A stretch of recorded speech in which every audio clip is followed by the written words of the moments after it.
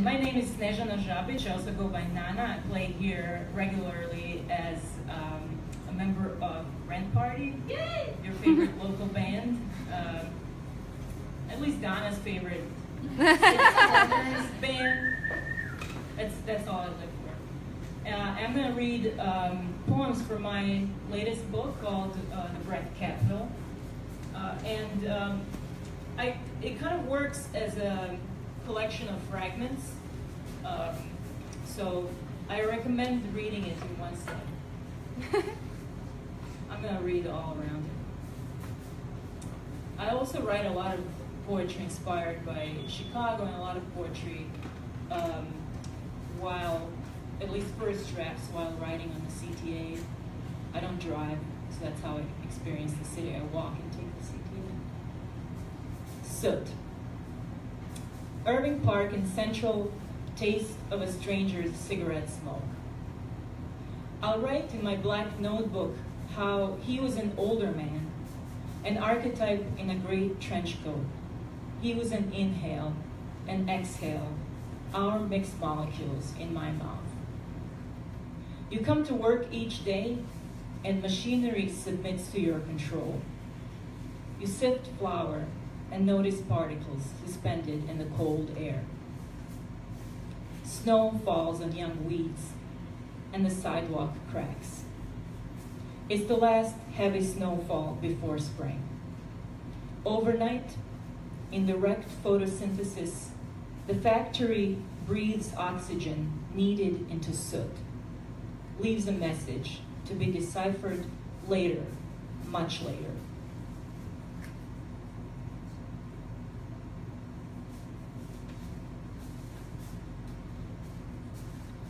This one features a scene that I experienced somewhere in the East Coast a long time ago, seeing a couple of poets doing talks at a conference, and I just plucked them out of there and put them in Chicago on the L platform. On the platform were unknown kin.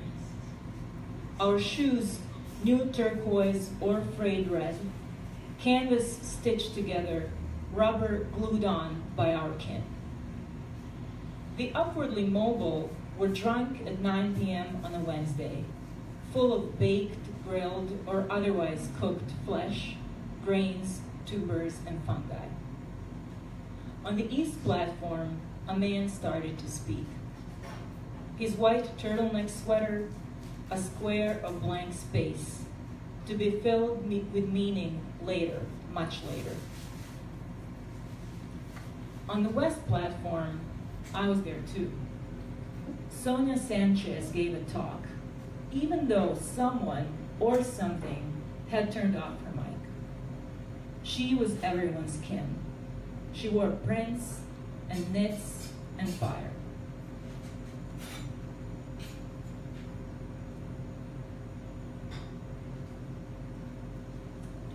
This one is called A Cheap Fix. You come to work each day to pound metal into submission. Save for airfare and a flea bag bed, you're an untitled black and white photograph in 1969. Hold a small white feather between thumb and finger, and even your hands look like wings of a white bird. It's the light and shadows in your skin. You're learning how to become a baker, or maybe a typist, or maybe a computer programmer. A new age is about to begin, and then end, and then another one, and then another one.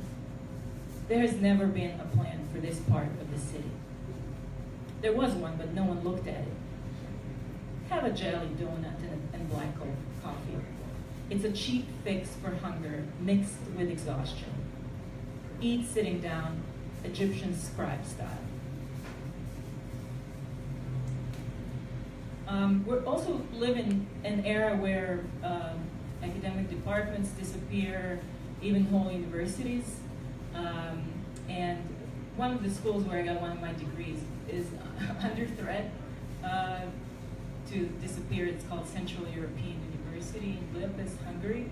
The government is has decided to shut it down. I don't know the details. And I also attended one university that kind of had this interesting grand plan, and then that never got realized. And I kept living with fragments of memory and writing and notes from that university, and for years. And then finally they found their shape. Had this interesting grand plan, and then that never got realized. And I kept living with fragments of memory and writing and notes from that university, and for years. And then finally they found their shape in this kind of a long poem that I'm going to read fragments from. It's the central section of the book. So first there's an introduction to the poem that goes like this. From July to October 2000, more than 900 women from around the world gathered in Germany to attend seminars taught by women scientists and feminist scholars such as Patricia Williams, Emily Martin, Veena Das, Sumati Ramaswamy, M. Jackie Alexander, Nellie Utzhorn, and Patricia McFadden. It was officially the pilot semester of the International Women's University, organized into 6 academies: Body, City, Information, Migration, Water, and Work. After the pilot semester was over and 900 women returned home, the project quietly and slowly ceased to exist, with hardly a trace left. This sequence is a look back and forward. Notes taken and lines of poems written during the Body Academy lectures at the turn of the century collide with textual fragments scribbled years later in search of utopia and revolt. And to quote Joe Strummer, the future is unwritten.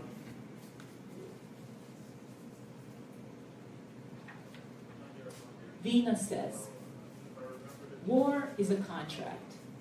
Motherhood a part of the nationalist repertoire. Mourning is a way of remembering pain, body, language. Family is a site of love and oppression. Victimization, a breath cycle. Action. Bharat Mata and Mother Earth design protest placards every night and take to the streets each percussive morning. Try to halt traffic, cause trouble everywhere, but no one sees them. They wear white cotton and wool robes, AC filters as hats, and they made it snow under this glass dome surrounded by the sea. In clear water, full of microscopic life, mothers laugh, buoyant and luxurious. Try. Sumati says, colonial rule demands map-mindedness. The globe is not space, but the sea and the sky. Another Earth. One cannot defeat an enemy without becoming at least a little alike. State orders graphics, cartoons, poems, visual salvation, clothing, a geobody to relate to. Action. State lets in refugees in waves. State kicks out refugees again. Bourgeois hydrangeas forget their origins. Can each petal become a citizen? Marriage, and again marriage. You are against everything. You offer this fruit fetish, this slice of life. M. Jackie says, all of us inherit all of the earlier historical moments. No process touches one person without touching the other. Our bodies bear all markings of power. Action. Tried to defeat enemies, became a bit like them. Try again. Your breaths bear all markings of power. Administrative borders drawn in post-colonial times cut through your lungs. Children Learn to see animals as property and kin at once. Storms click with the mass of sensual land. Try again.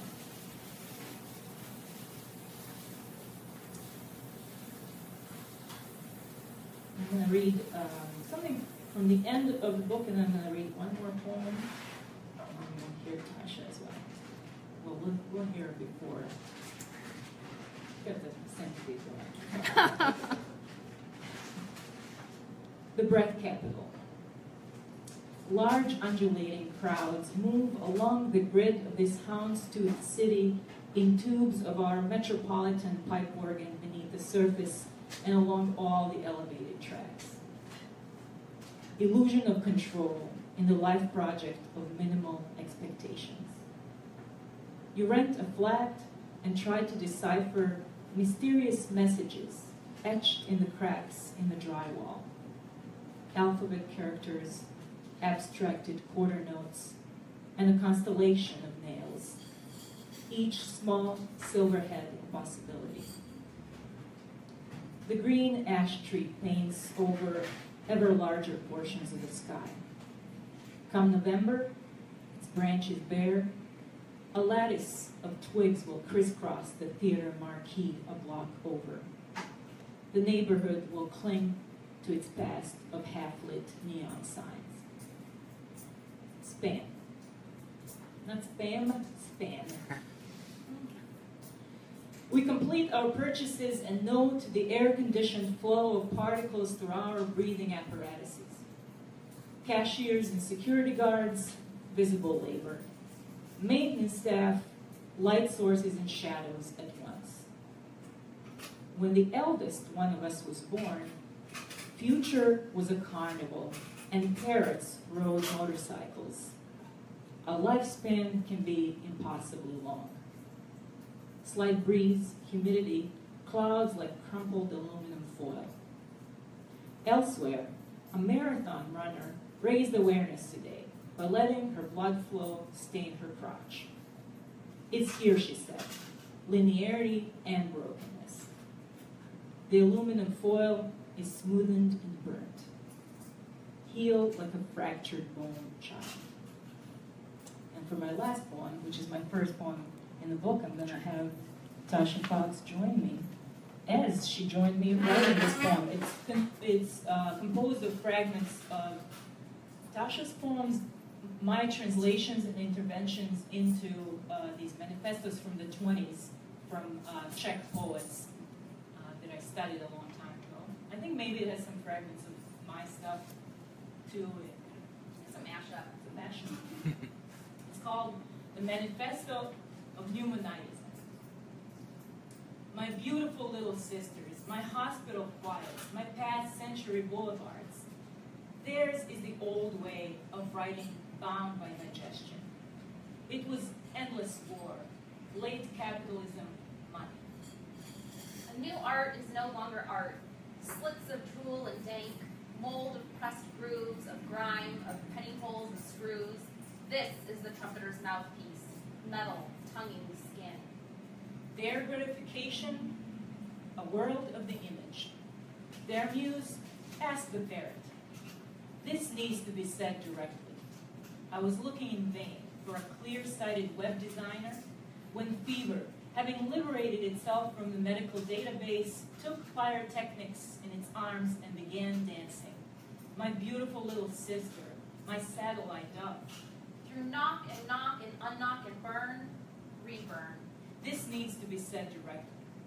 All of my senses are functioning. Mental health of the 22nd century is the premise of future poetry. My mouth's been made implicate, defective apparatus lathed and processed in thought. Will the body too suffer the tongue's confusion of noise? You darling fire ears, it's the ears that awake you to life.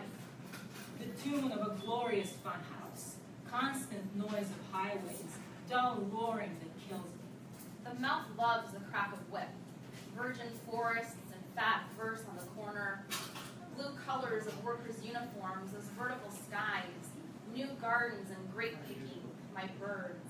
What need then for a turtle? Your sound is so furious. The squirrel's frantic prayer hands know. Work. What precedes? Ask the trumpeters and the fire eaters. Ask the parrot on the motorcycle.